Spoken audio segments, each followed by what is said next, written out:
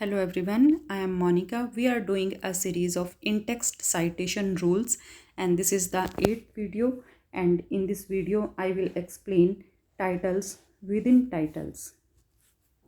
Titles within titles. Italicize a title normally indicated by italics when it appears within a title enclosed in quotation marks. You can see this is an article about a play, Romeo and Juliet and Renaissance Politics. This is an article about a play. अगर कोई title quotation marks में लिखा हुआ है तो आपने जो main title है उसको आपने इटैलिक कर देना है। जैसे आप देख सकते हैं यहाँ रोमियो एंड जूलियट इटैलिक्स में है। An article about a novel. This is an article about a novel. Language and childbirth in the awakening. Quotation mark के अंदर टाइटल है तो आपने जो मेन वर्क है उसको क्या किया, इटैलिक कर दिया। And when a title normally indicated by quotation marks appears within another title requiring quotation marks, enclose the inner title in single quotation marks. A poem about a poem. Lines after reading Sailing to Byzantium. This is a poem about a poem. Inverted comma लगा हुआ है, लेकिन जो अंदर वाला main portion है, जो main आपका सोर्स है, उसको आप यहाँ इटैलिक ना करके सिंगल कोमा आप उस पर लगा देंगे। ठीक इसी तरह से an article about a short story के बारे में कोई आर्टिकल है। The uncanny theology of a good man is hard to find. Inverted comma quotation mark लगा हुआ है। जो अंदर आपका मेन टाइटल है वहाँ उसको आपने सिंगल कोमा में रखना है।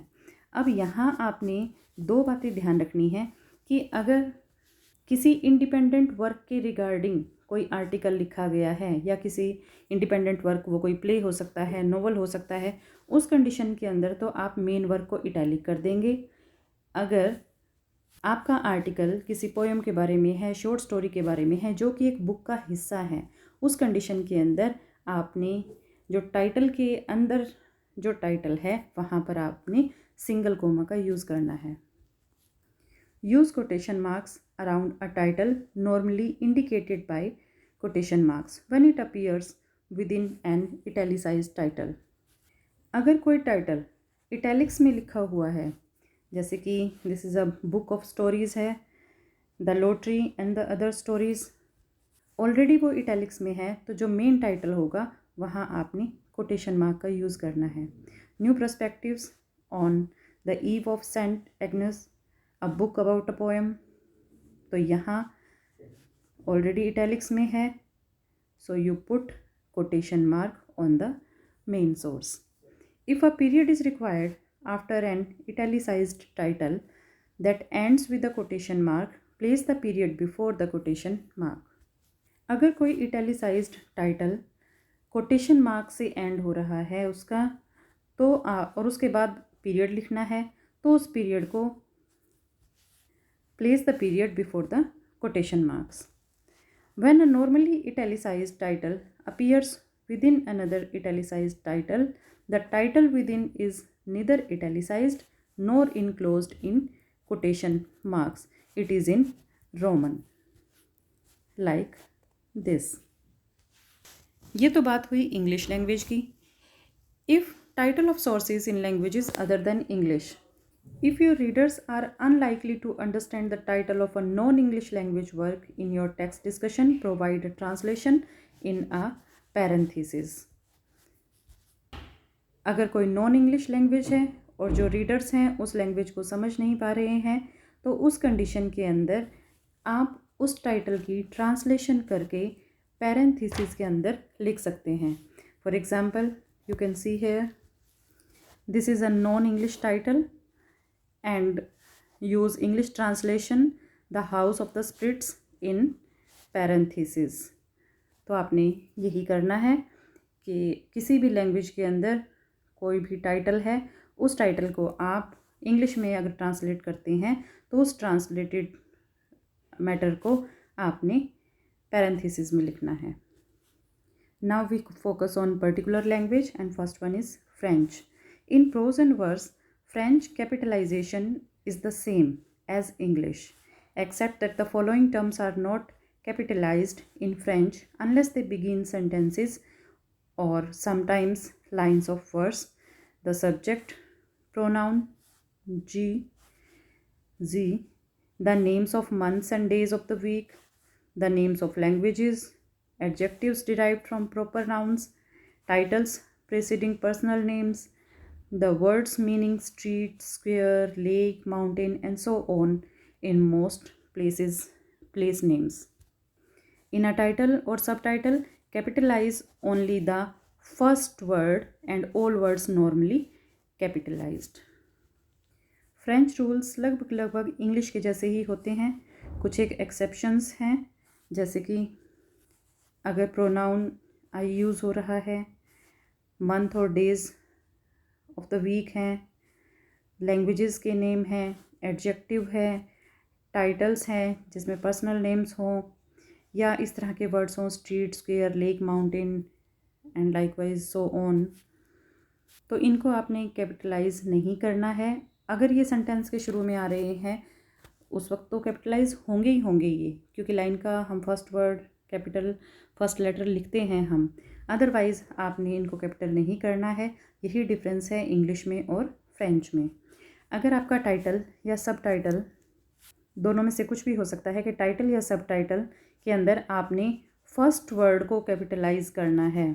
For example you can see here, जो बाद के आपके कैपिटल वाली जो होंगे उन पर नॉर्मल रूल्स लागू होंगे। So this is French pattern.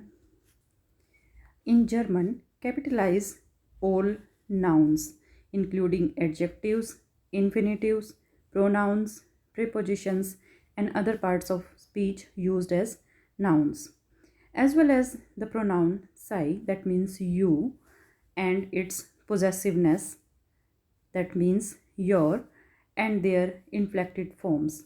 The following terms are generally not capitalized unless they begin sentence or usually lines of verse. The subject pronoun, this one, the name of language, of days of the weeks used as an adjective, adverb or complements of prepositions, and third one is adjectives and adverbs formed from proper nouns, except when the proper nouns are names of persons and the adjectives and adverbs refer to the persons, works or deeds.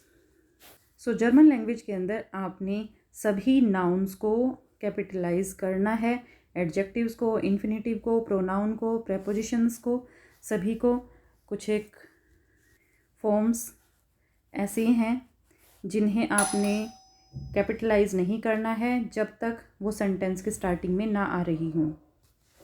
In a title और subtitle capitalise only the first word and all words normally capitalised. So this is the same as French. You can see here capitalize only the first word and all words normally capitalized. Next is Italian.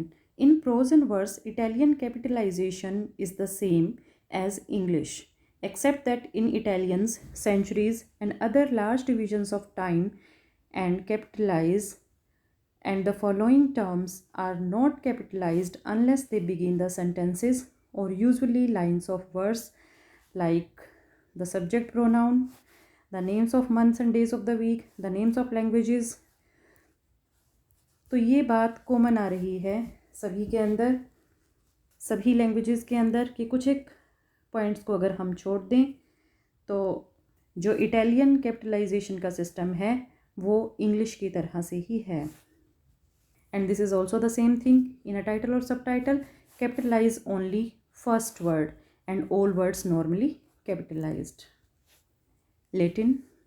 Although practice varies, Latin most commonly follows the English rules. For capitalization, except the ego, I, is not capitalized. In the title or subtitle of a classical or medieval work, however, capitalize only the first word and all words normally capitalized. Like this, titles of post-medieval works in Latin and often capitalized in, like English titles. जो Latin के rule regulation है वो भी English की तरह से ही हैं normally. सिर्फ एक एक्सेप्शन है कि जो आई ईगो है उसको कैपिटल में नहीं लिखते लैटिन के अंदर। बाकी जितने भी टाइटल्स होंगे जो फर्स्ट वर्ड होगा वो कैपिटल होगा और बाद में जो कैपिटलाइजेशन का रूल है वो नॉर्मल रूल फॉलो होगा। Spanish. In prose and verse Spanish capitalisation is the same as English except that the following terms are not capitalised in Spanish. Same case यहाँ है कि स्पेनिश के अंदर ये कंडीशंस हैं जो कैपिटलाइजेशन जिनका नहीं होगा, अदरवाइज वही इंग्लिश वाला जो रूल है वो फॉलो होगा। And this rule is also same in a title or a subtitle. Capitalize only the first word and all words normally capitalized. Romanized languages. We have discussed what is Romanized languages in the earlier video. If your source language is not written in the Latin alphabet, give their titles and quotations from them consistently in the original writing system or in romanization. And capitalize the first word and any words that would be capitalized in English prose. रोमनाइजेशन का concept clear करने के लिए आपको इससे पहले वाला video देखना पड़ेगा। When you copy a title or a subtitle in nearly any language using the Latin alphabet not discussed above, it is appropriate to capitalize only the first word and all words capitalized in a regular prose in the same work. This is the essence जो हर language में follow किया जा रहा है कि जब भी आप किसी टाइटल का नाम दें तो जो उसका फर्स्ट वर्ड है उसको आप कैपिटल लिखें, बाकी जो वर्ड्स हैं वो जो नॉर्मल रूल रेगुलेशन होते हैं उसके अकॉर्डिंग ही आपने कैपिटल करने हैं। ब्रीफ में आपने सिर्फ इतना ही ध्यान रखना है, if you have titles within titles then write down the main work in italics. If it is about a particular and independent work, a play or a novel. And if your source is a part of a long book, in that case you will use single comma on within title. I hope this video will help you in your research work. Thank you.